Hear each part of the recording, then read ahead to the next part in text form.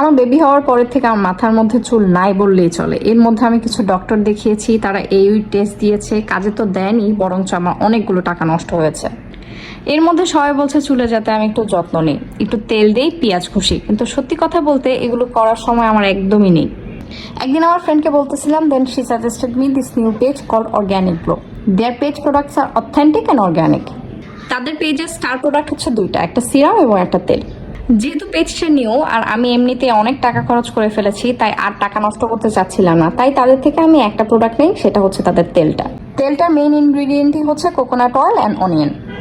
আমি একদমই বিলিভ করি নাই that I will get this kind of result, but I did.